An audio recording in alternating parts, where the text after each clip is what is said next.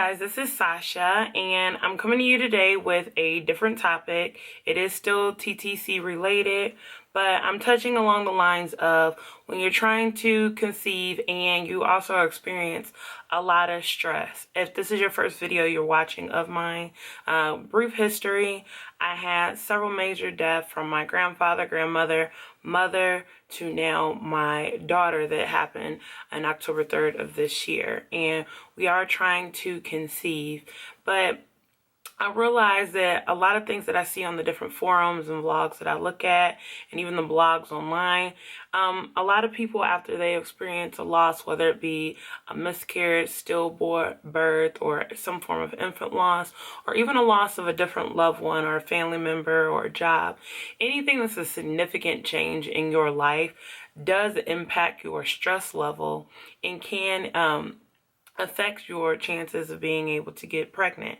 I know that people really don't like to hear it, but stress is a silent killer. I mean, a lot of people worry themselves to death, especially in things that you have no control over.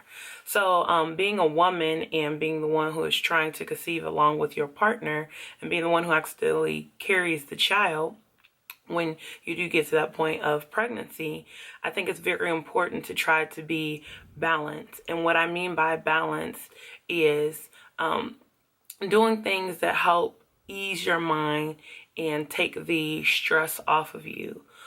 So case in point, if you can plan your week out better, maybe what you wear, write down what you have to do, and things like that, so nothing ever just creeps up on you, especially when you're in your fertility window, and definitely in the 2-week wait, which is what I'm currently in right now, because it can be a very stressful time.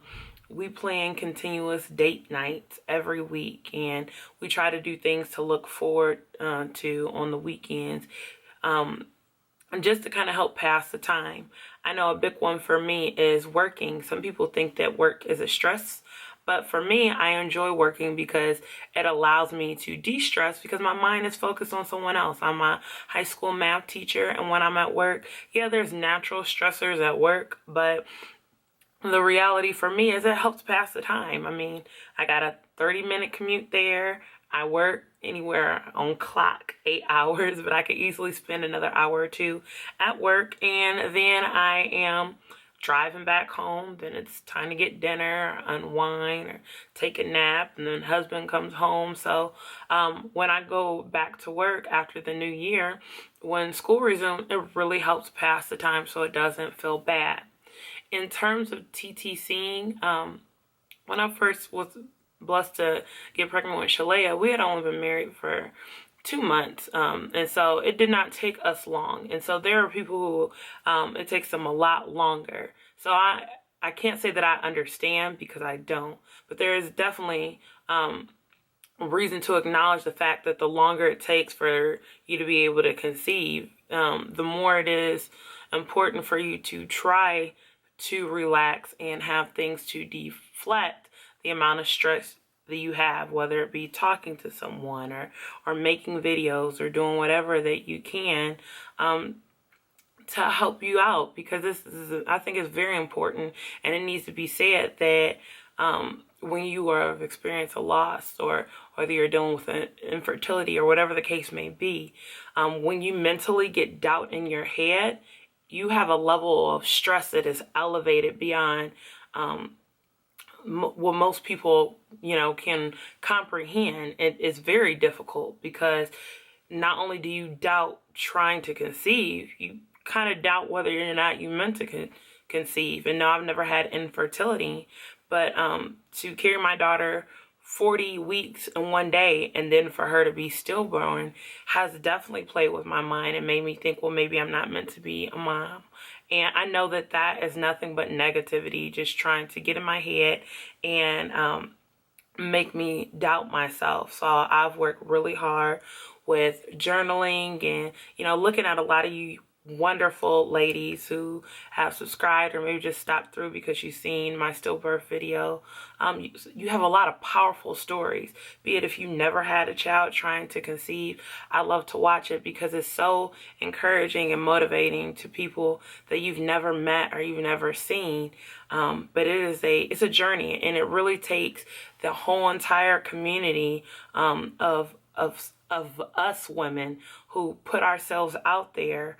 And you can come up against judgment and people having all different kind of views about what it is that you were trying to do.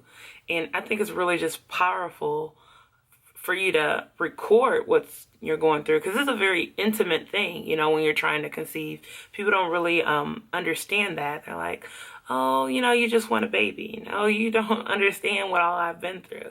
Yeah, you might just see I just want a child at this moment, but you don't know the pain and the suffering that goes through, and that your body goes through, and that your mind goes through, and that your spirit goes through. And it's very tough. But my faith keeps me driven. And again, having those little moments to just like get me through, whether it be finding a new person to subscribe through on YouTube, or watching a movie on Netflix, or going out to, browse at the mall, knowing I don't need to spend no money, or doing a DIY project around the house. Really just kind of creating different hobbies other than the hobby of TTCing, because it can be very addictive, and you can always be like, you're looking and like, oh, I think I ovulated, and you're taking tests, and then you're in your 2-week wait, and then you really want to take a pregnancy test, but then you're trying to wait. It can become like, it can consume you. So I don't know if it seems like I'm babbling. If I'm doing that, I'm sorry. Let me know below, because it's really important for me not to do that. But it's just so important for you to really observe yourself. No one knows more about your body than you do. So be kind to yourself. Every day is a struggle, but once you get through that day, you've made it through that part of that particular struggle. Right now, I am 8 DPO, and I've only slipped up and taken one test, which will be in my next video. And I'm waiting. I'm going to wait until my Ovia app tells me, which is 4 more days, which on a side note is very ironic, because 4 more days is the 2-year anniversary of my mom passing.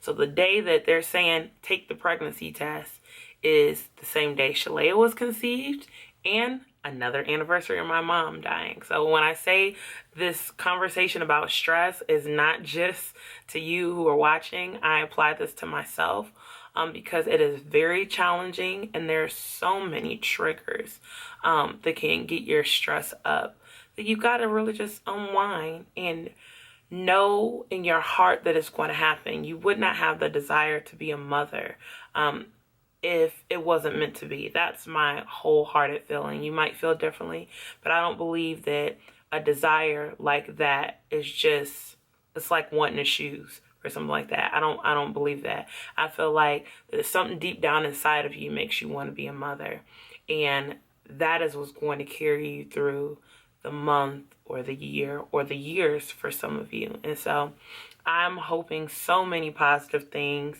for you. This will be my last video before we enter into the new year. I'm hoping so many blessings upon you, be it wherever you're at, whether you have a child, are pregnant with a child, trying to get pregnant, or just got a BFP, and found out you were pregnant, or whatever endeavor you're having in your life. Maybe you're going for a new job or weight loss. I hope that all the things that you desire come true, and, de-stress.